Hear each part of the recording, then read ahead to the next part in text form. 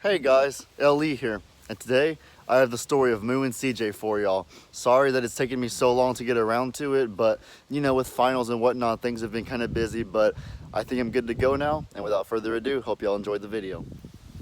Okay, so Moo and CJ's story is kind of brief, but nonetheless it's still very fascinating. So their story actually begins in Mississippi, where a young high school student named Kelsey had them as two of her show cows for her local FFA contest. For those of you that don't know, FFA is the Future Farmers of America, and it's an organization that prepares young people for a future in agriculture.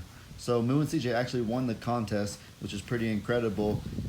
However, the typical procedure for a cow or cows that win this contest is that they get slaughtered and made into meat. And Kelsey just couldn't bear to see two cows that she loved and adored suffer that kind of fate. So she began looking around at potential places that she could take them to be their new forever home. And it was then that she came across the I'm a Survivor Sanctuary.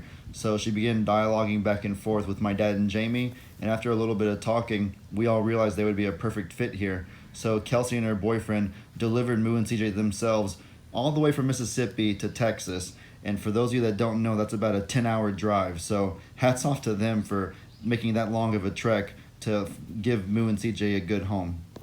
A lot of people have asked how you can even tell them apart, and it's actually really easy. So this right here is CJ, because CJ has a black face, as you can tell, and then right here Moo has a white face. So if you can see their face, then it's really easy to tell which one's which. So some fun facts about Moo and CJ include that they're both steers, which means that they've been fixed or neutered. They can't reproduce. And also they're Holstein Jersey mixes. That's the type of cow they are. They're not Longhorns like Tex, which is actually kind of problematic sometimes because Longhorns are very hardy and they're well adapted to this unforgiving Texas climate. I said this in Texas Spotlight video. A lot of people really underestimate how harsh and unforgiving the climate is around here. And that's an issue for Moo and CJ sometimes because they have to have a very particular diet, unlike Tex and Santana. And in addition to that, they're very susceptible to getting worms. We've never had a problem with Tex or Santana getting worms, but Moo and CJ seemingly are dealing with a bout of worms every couple of weeks or so, and we have not been able to find a good dewormer that helps them. Everyone that we've tried seems to work for a couple of weeks, maybe months, but then it just comes right back. So, like I said, we're still in the process of trying to find a good dewormer for them that works. Moo and CJ love water, which is quite fascinating. In the summertime, whenever it gets really hot, you can see them like neck deep into the pond where Jake always goes. And it's just kind of bizarre because you wouldn't expect to see a cow doing that. So that's pretty cool. And they're very lovable. They're very cuddly. They're the only cows, in fact, that you can actually just walk up to and literally give cow cuddles to.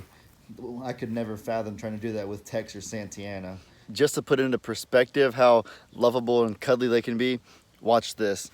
I'm gonna get down here right next to both of them, just lay down, just lay on their side, and pet them, and they love it. Not even batting an eye, just enjoying the affection from me. I'm gonna get down over here and it's the exact same thing. Appreciates the affection. Just gonna get down, put my head on the side, and over here, it's the exact same thing. Oh boy, that's the one scary part is whenever they stand up abruptly, I'm kind of worried about them stepping on my toes because they are really heavy and sometimes they don't really understand their own weight, especially with me wearing flip-flops. That would not be good for my toes. So just one thing you gotta be cautious of if you're ever cuddling these guys. Alright guys, so that's been the story of Moo and CJ. They're doing very well here. We're really blessed to have them, and yeah, they're great guys. So with that said, hope you guys enjoyed. Be sure to let me know in the comments what kind of stuff you want to see. Hope you have a great day, and as I always say, your boy Ellie out.